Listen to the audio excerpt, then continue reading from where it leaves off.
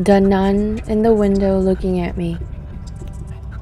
I awoke as I typically do at about 3 a.m. as my bladder screamed for immediate release. It is the bane of being an aging male, this inevitable early morning restroom run, and it is there when my story begins. Perhaps it was my vision that seemed out of focus that contributed to this moment. At least, that is what I've told myself. I told myself this the first 3 times this happened, blaming momentarily disturbances in vision or my brain equalizing and balancing, kind of catching up to my physical body rushing to the place it was programmed to get to at 3 a.m. Either way, these episodes left me questioning if my reality at that moment was sleep-induced or something more insidious or perhaps supernatural. Supernatural because it is that which has followed me since I moved into this place where God once dwelled. I have been faced with trying to understand if this place, or rather the past life of this place, lingers in the shadows, influencing those who reside here. The energy has shaped my dreams for years and has made me see that energies persist and life continues when we have moved on. The facade of the building overlooking the rectory was not only imposing, having been built with brick and mortar and granite, but it represented the very imposing and strict edifice of the Catholic Church. It was built as a school for girls whose families wanted to instill upon them a deep religious-based education.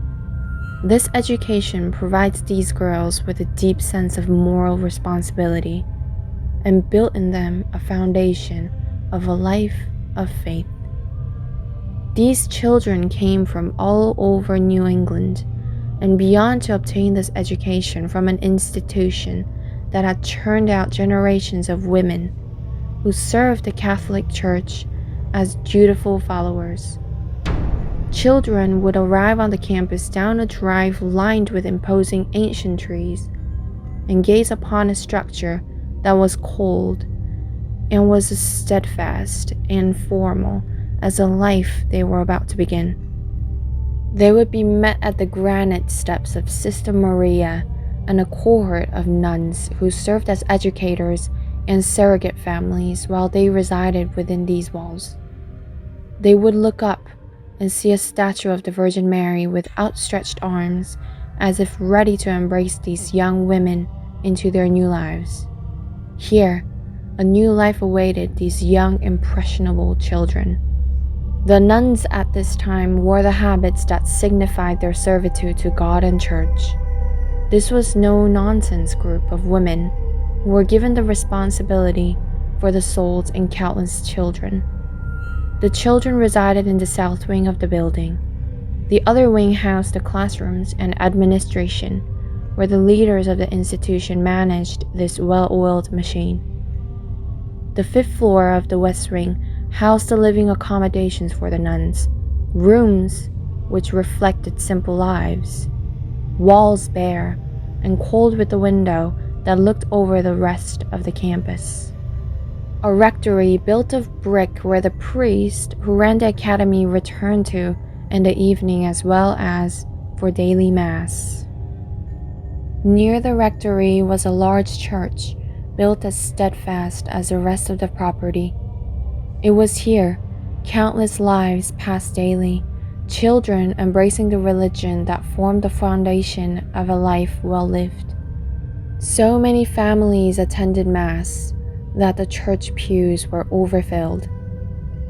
Marriages were celebrated and lives were remembered during the somber funeral masses, and none more somber than the funeral masses for those who gave their lives to serve God. And Sister Maria's was no different. A sister who I was told was imposing in character and in actual physical form.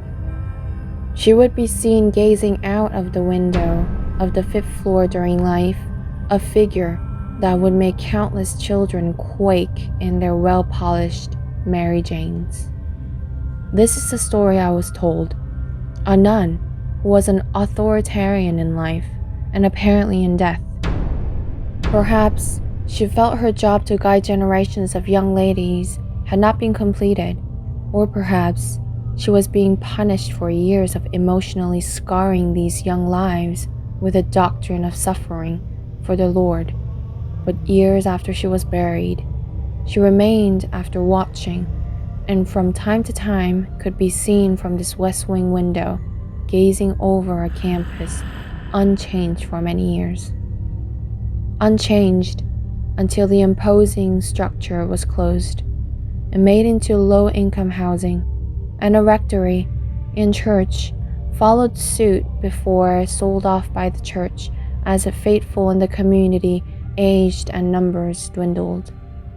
I knew about Sister Maria when I moved into this converted building that the church had converted to profane use. Stripped away were the crosses and statues, and little remained of what this site was, but crosses built into the granite. I moved in and felt at home, although soon found out that I was not alone. The steps up my stairs late at night or photos with odd lights and shapes seemed to be the norm. And then there were the dreams. Dreams of being a priest or being late for mass, then walking and feeling completely unsettled. My home was built out of the rectory with skylights cut into the granite roof throughout. These windows looked over the formal Catholic school, and at night looked into windows and rooms with figures moving slowly across the windows' thresholds. They were bent and stooped over as the school had long ago been converted to elderly housing. I hardly saw figures in these windows, and I often looked over into these rooms that were dimly lit as I walked from my bedroom to my bathroom, the skylights providing a direct view of these windows. I awoke one of these nights and stumbled to the bathroom and happened to look out when I saw a figure in the window, and not the figure of an aged man or a woman, but the silhouette of a tall woman wearing what happened to be a habit. She stood at the window looking down, and when I looked over again, she was gone. The next week, I awoke, and again, the figure stood looking down on the ground, and this time, I watched the figure thinking of my eyes were somehow deceiving me. What I was looking at, because clearly this appeared to be the visage of a tall nun. It made me feel incredibly uneasy and unsettled, perhaps not unlike the children who shuddered as they feared the consequences of her attention.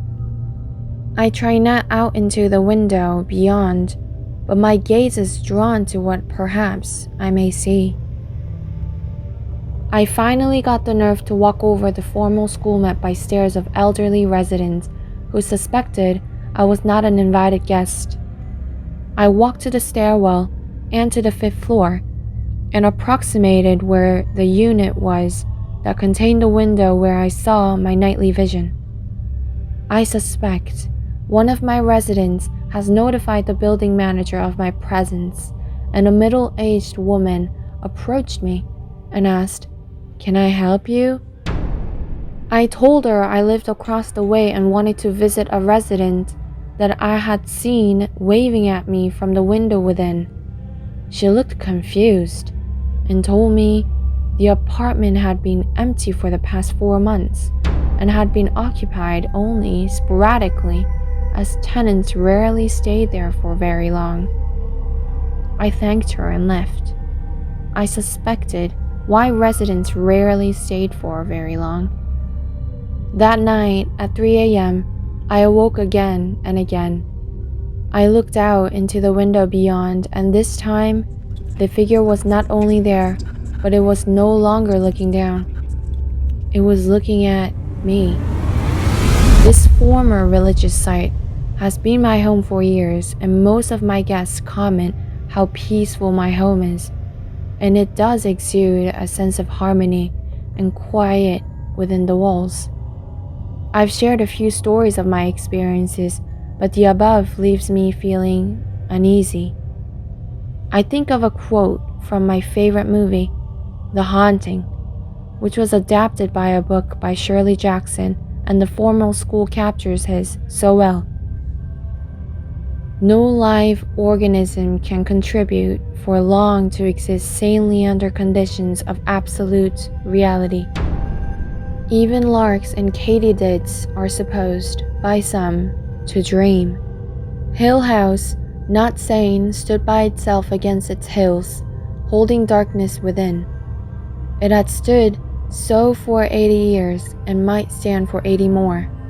Within, walls continued upright, bricks met neatly, floors were firm, and doors were sensibly shut. Silence lay steadily against the wood and stone for Hill House, and whatever walked there, walked alone.